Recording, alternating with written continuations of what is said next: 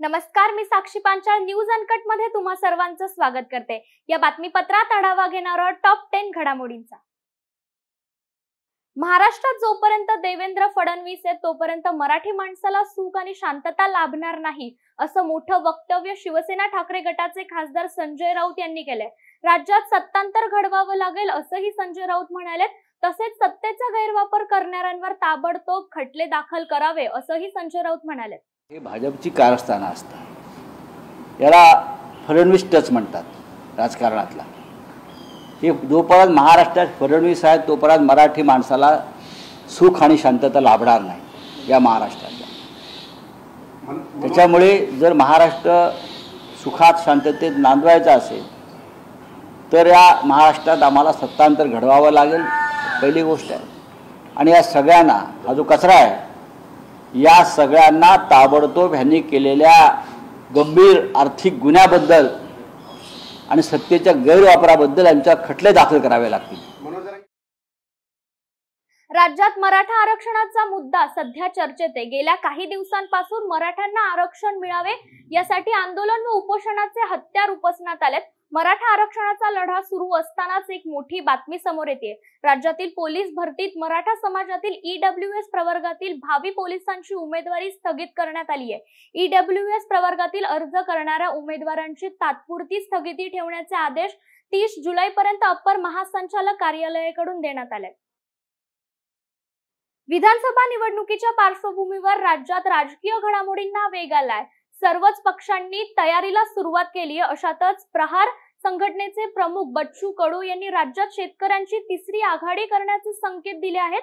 तर विविध पक्ष संघटनांना एकत्रित करून आगामी विधानसभा निवडणुकीत महाराष्ट्राचे 288 जागांवर उमेदवार देणार असून अबकी बार किसान सरकार ची घोषणा राजू शेट्टी यांनी केली आहे। याच मुद्द्यावरून शेतकरी संघटनाचे अध्यक्ष रघुनाथ दादा पाटील यांनी त्यांच्यावर टीका केली आहे। 50 खोके घेणाऱ्यांकडून आम्ही अपेक्षा करत नाही, त्यांचं नाव देखील मी घेत नाही, अशी प्रतिक्रिया रघुनाथ दादा पाटील यांनी केली आहे। तर राजू शेट्टींना देखील रघुनाथ दादा पाटील यांनी टोला लगावलाय।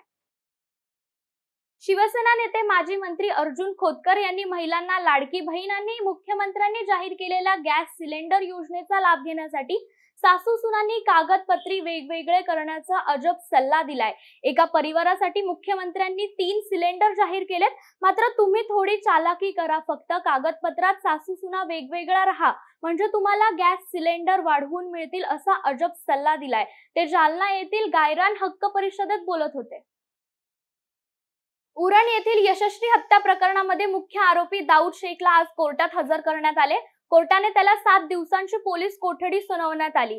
दाऊद शेखला मंगळवारी कर्नाटकच्या गुलबर्गा येथून अटक करण्यात आली होती। त्यानंतर आज त्याला मुंबईतील हायकोर्टमध्ये हजर करण्यात आलं। नवी मुंबई पोलिसांनी आरोपीच्या ताब्याची मागणी केली होती। यावर सुनावणी झाल्यानंतर कोर्टाने दाऊदला पोलीस कोठडी सुनावली। बीडच्या आष्टी तालुक्यातील केरुळ गावातल्या भागात विस्तार मंगळवारी मध्यरात्री दरोडा पडला। दरोडेखांनी 11 जणांवर धारदार शस्त्रांनी हल्ला केला। संतापजनक बाब म्हणजे यावेळी 1.5 महिन्यांच्या बाळाला देखील जमिनीवर आपटून मारहाण करण्यात आली। यात भागवत कुटुंबातील 9 व्यक्ती आणि 3 बालक गंभीर जखमी झालेत। या प्रकरणी पोलिसांनी गुन्हा दाखल केला असून दरोडेखोरांचा शोध घेण्यास सुरुवात केली आहे। या घटनेमुळे परिसरात मोठी खळबळ उडाली आहे। पुण्यातील पुराच्या अभ्यासासाठी त्रिसदस्यीय समिती नेमणूक करण्यात आली आहे। खडकवासला धरणातून नदीपात्रात विसर्ग केल्यानंतर निर्माण झालेल्या पुराच्या कारणांचा अभ्यास करण्याचा निर्णय महापालिकेने घेतलाय। समिती याचा अभ्यास करत असून या दिवसात अहवाल सादर करण्यात येणार आहे। नदीपात्रात टाकण्यात येत असलेला राडारोडा, नदीपात्रातील भराव आणि मुळामुठा नदीकाठात संवर्धन, पुनरुज्जीवन आणि सुशोभीकरण योजना पूर परिस्थितीला कारणीभूत असल्याचा दावा केला जातोय। या पार्श्वभूमीवर महापालिका प्रशासनाने हा निर्णय घेतलाय।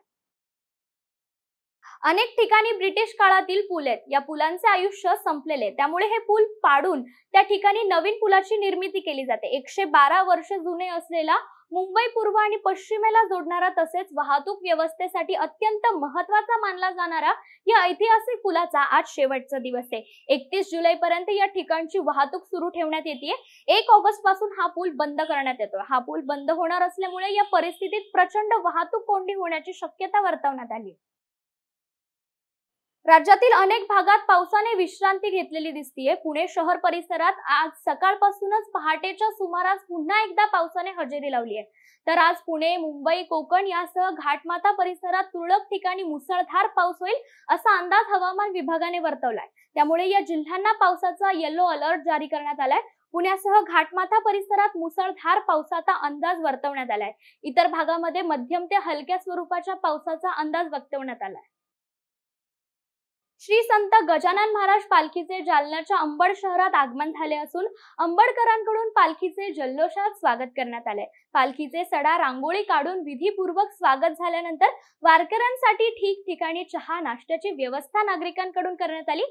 पालखीनिमित्त आज अंबड शहरात पोलिसांकडून चोख बंदोबस्त ठेवण्यात आला असून पालखीचे दुपारचे जेवण पारनेर येथील संत गजानन महाराज मंदिर येथे होणार आहे. रात्रीचा मुक्काम लालवाडी येथे असणार आहे.